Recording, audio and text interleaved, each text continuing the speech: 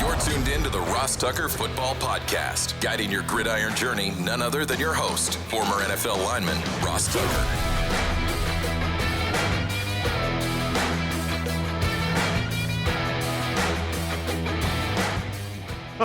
Oh, yeah, it is. But it's not just any Ross Tucker Football Podcast. It is a Wisdom Wednesday presented, of course, as always, by DraftKings. You know me, Ross Tucker, former NFL offensive lineman, 5 teams, 7 years, didn't turn my phone off. Now it's on silent. I like changing up every once in a while, right? Like, you're used to it being on silent. Why not have my phone have a notification 7 seconds into the show? At least you guys know we're not like going back and editing this, and we're keeping it real for you. Really excited to have Ben Fawkes on the show in a little bit. You can check him out on social media at BFawkes22. Guy I've been following for a long time in terms of the information that he has, in particular in sports betting, but I'm really fascinated by what it means for the industry as a whole, whether it's NFL or college football or whatever. He's been with ESPN, he's been with VSiN, he's been with DraftKings. I didn't even realize he's a fan of all teams Minnesota. We will get into that momentarily. We're only 2 days away from having a new Spread the Word winner via social media at Ross Tucker NFL, at Ross Tucker Pod. Please just engage whatever platform you're on, Twitter, Instagram, Facebook, TikTok, engage some way, somehow with at Ross Tucker NFL or at Ross Tucker Pod.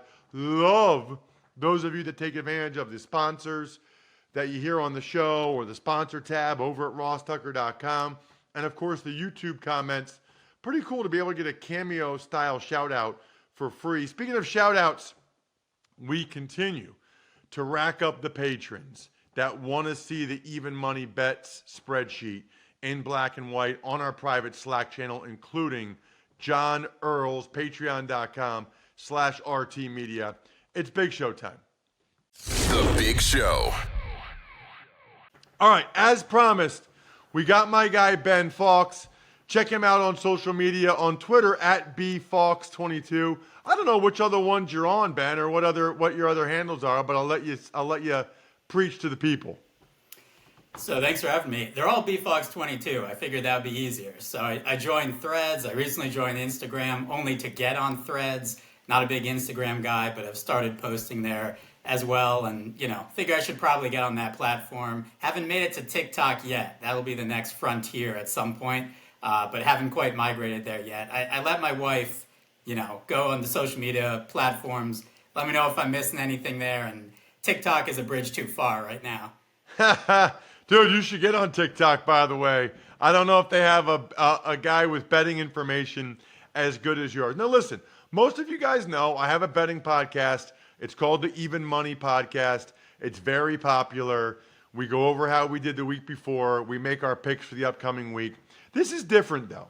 This is more the impact that betting is having on our country, the impact that betting is having on the NFL. This is more like an information session that I think whether you guys are into betting or not, whether you listen or watch the Even Money Podcast or not, I just thought it'd be interesting. Now, what are we, a couple years into this now, Ben? I almost don't even remember when it went legalized in New Jersey and, betting became more normalized. Well, I think with COVID, time has slowed down entirely over the last couple of years anyway. But 2018, May of 2018 is when the Supreme Court ruled on PASPA and officially gave each state the opportunity to offer legalized sports betting. So that's been kind of the start of it. Before that, it was just Nevada. And now we're up to 34 states and Kentucky actually later this week going live with mobile as well. So we'll have a bunch of states, 24 states with mobile betting. And it just kind of continues to grow larger and larger in the U.S. I think it's always been there, as we can certainly discuss. It's just interesting now to have all the actual states with actual data against it to kind of see what those handle numbers or the total amount wagered looks like in all those states.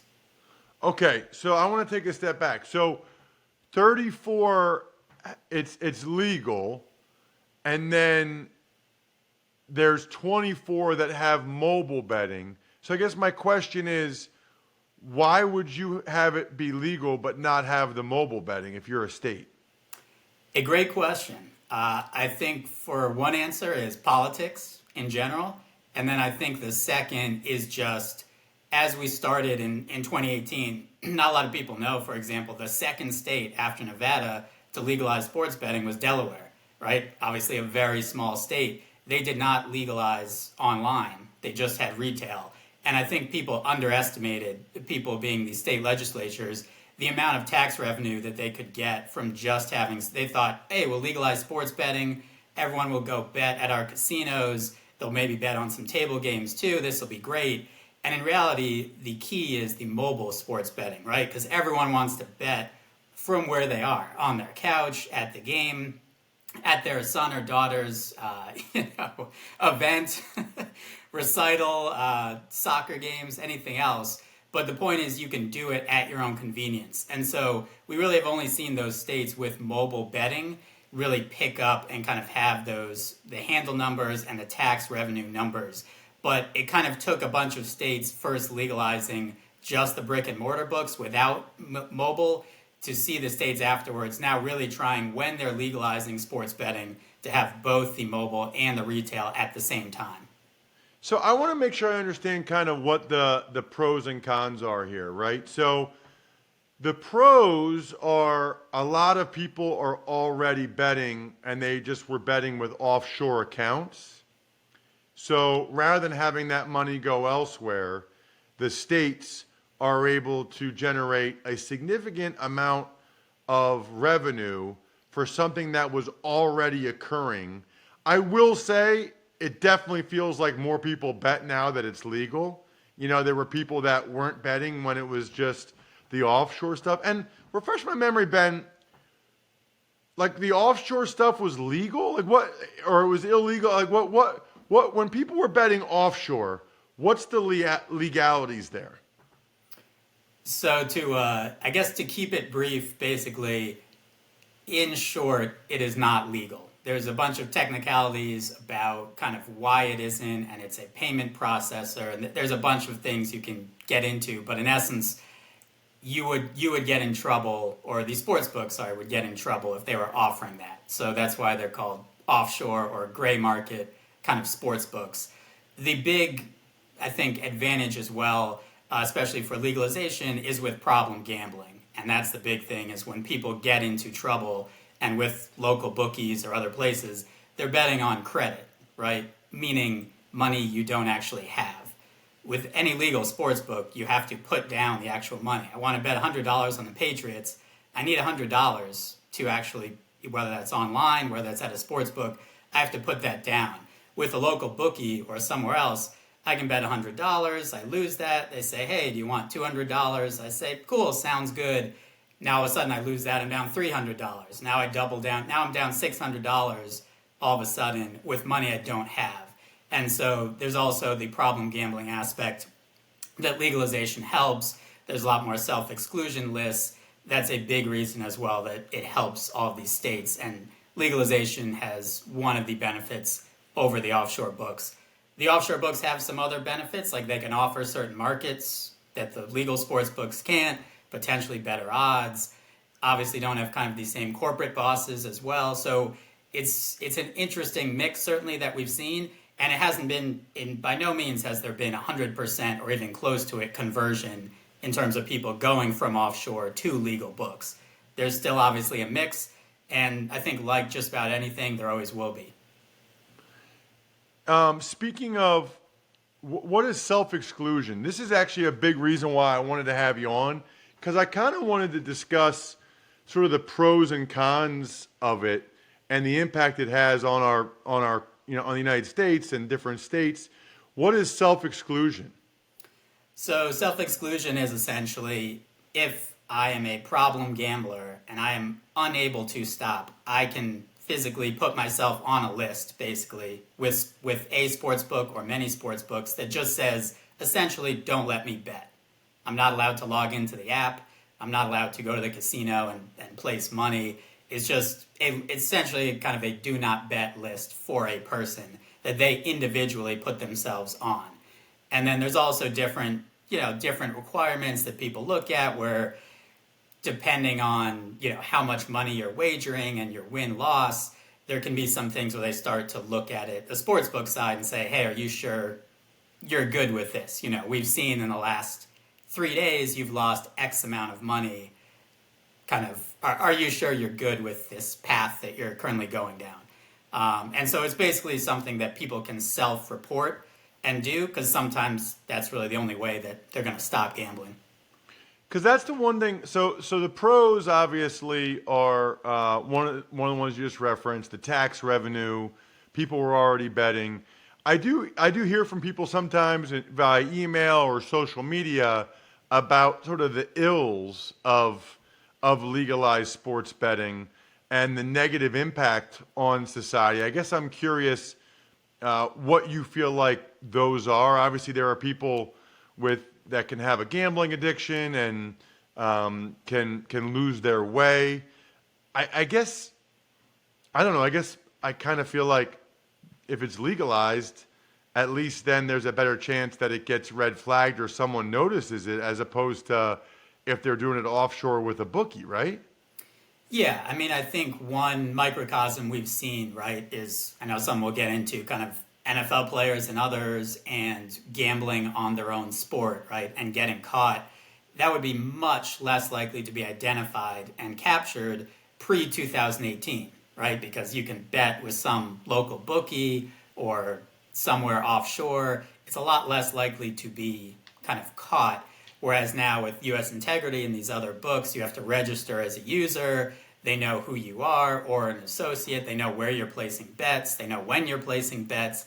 And so that's why Calvin Ridley and others were able to be identified kind of because of those legal constraints and within the framework of protecting the integrity of the NFL and other things. It's just a different, a different kind of world. I think the way I always have viewed it is sports betting is even legal. You can view it as a vice, right? Like alcohol, marijuana, something else. It's legal, it gets taxed, and there's going to be people who abuse it. And that's just the way that it is. It's kind of the best, you put as many tools in place to help those people as you can. I think one thing I've always tried to do is give out hopefully good and realistic information as well. There's a lot of on gambling Twitter and otherwise, you'd think everyone's hitting 70% of their picks. You wonder why anyone has a full-time job anymore. If you just went on gambling Twitter and kind of saw what people are posting as their results or hitting all these giant parlays, sports betting is very difficult. It's not a get-rich-quick scheme, and I think it's something that people should, if you want to go down and aspire to be a sports bettor and a profitable sports bettor, there's a lot of mistakes that you probably will make early on that a lot of people have.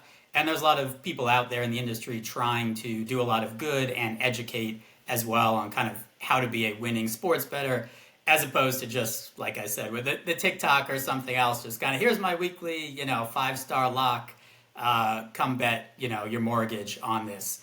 And that's, again, I think as we go further down the path of legalization, I think a lot of people have said, hey, maybe we're in the, first inning of a baseball game. That's probably accurate, right? There's a long way to go in terms of technological advancements and in-play betting and more states and more population and more sports betting markets.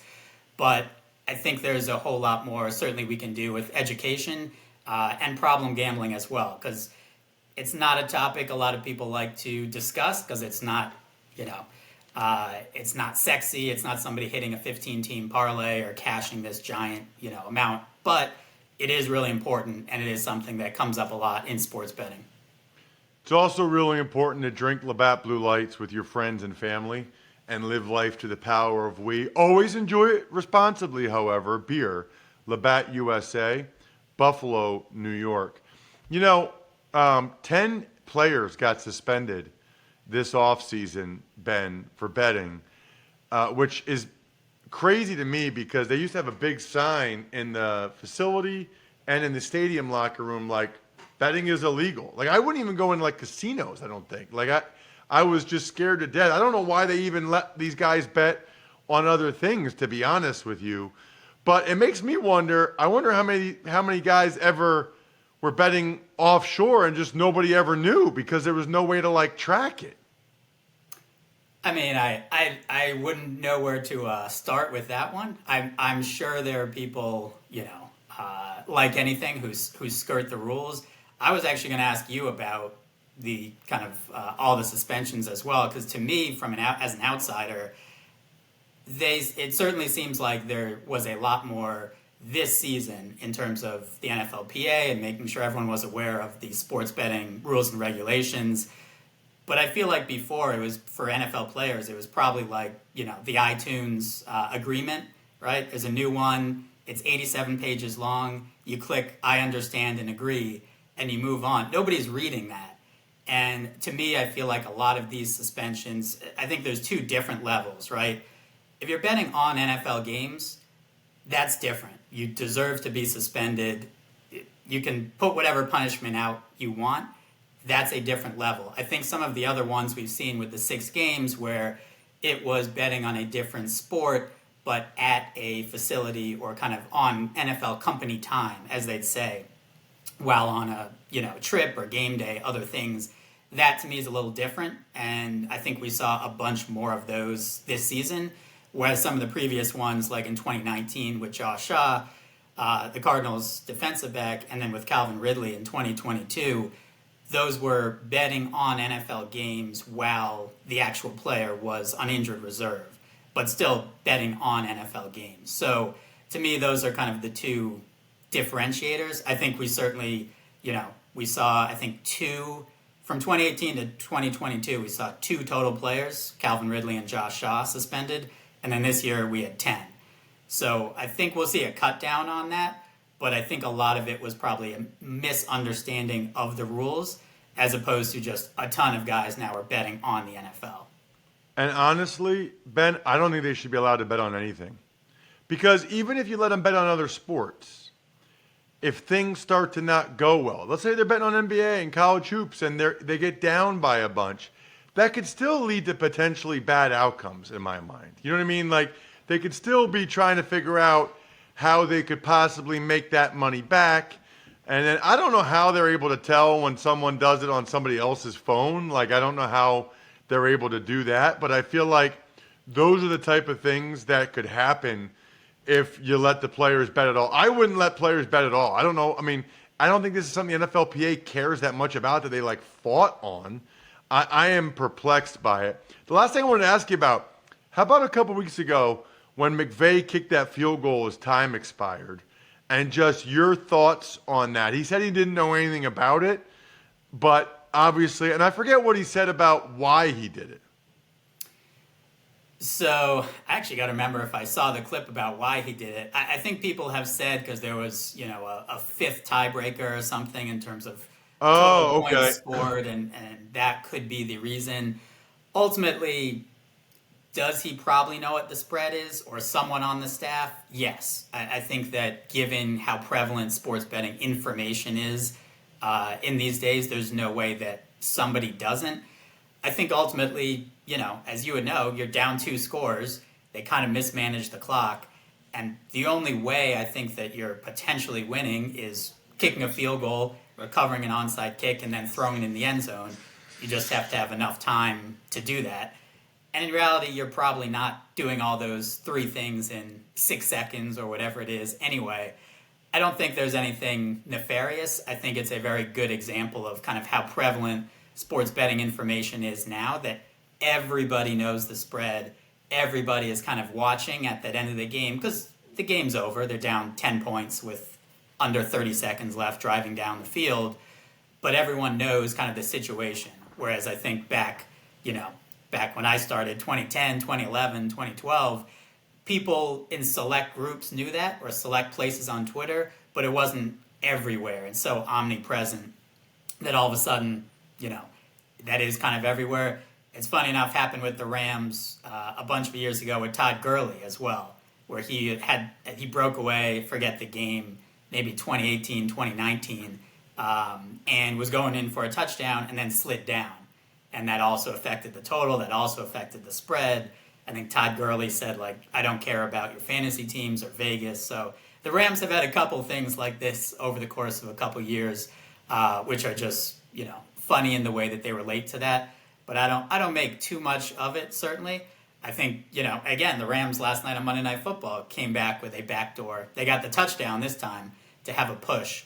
That's just the way teams play. NFL teams, as you know, are going to try and win basically until the end.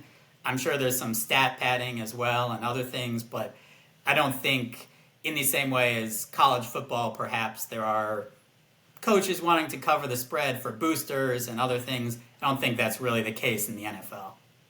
Check him out on social media. Ben, I had a bunch of more things we could get to sometime. You might have to come on again at some point. Great information. Check him out on social at B Fawkes, Fawkes 22. Thanks, Ben.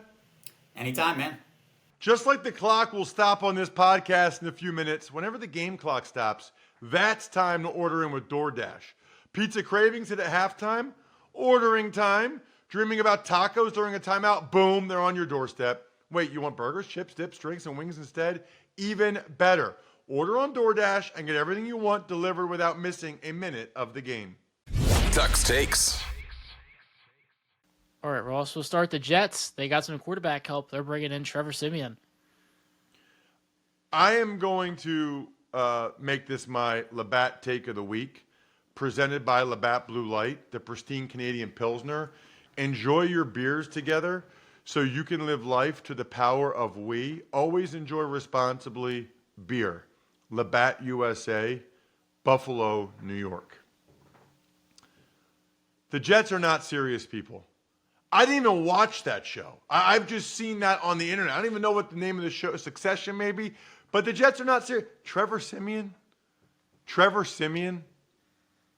Really?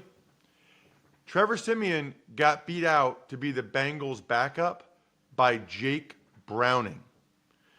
I don't know why the Jets are bringing in Trevor Siemian. He's not a real alternative to Zach Wilson. You know what? He probably still is better. That's how bad Zach Wilson's been. But why they're bringing him in over other people, I think they're still concerned about Zach Wilson's psyche. And I think they're still trying to think that Zach can turn this around and get the Jets where they want to go. He can't.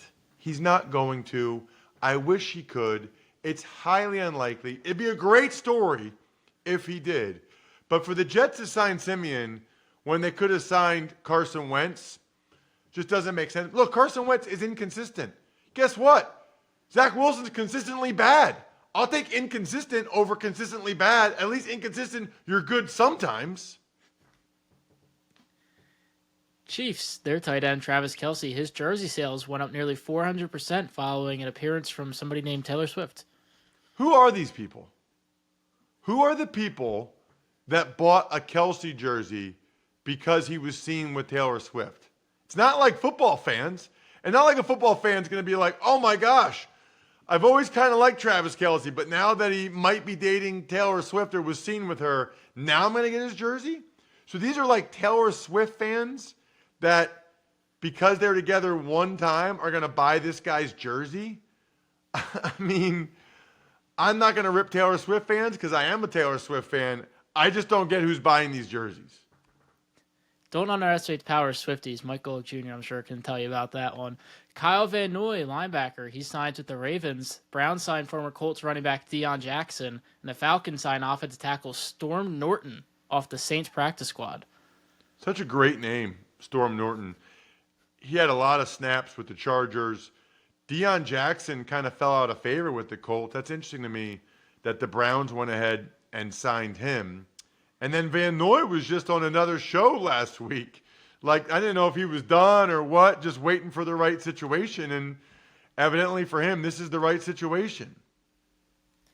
Patriots quarterback Mac Jones won't be suspended, but he might be fined. Wow. I mean, the funny thing is Mac Jones is like, it was nothing intentional. Mac, that wasn't accidental, first of all. Secondly, it's not like Sauce Gardner made it up. We saw the video. People don't make up after a game, yeah, this guy grabbed my you-know-what, or this guy cup-checked me, or whatever it is that you call that these days. They don't make that up.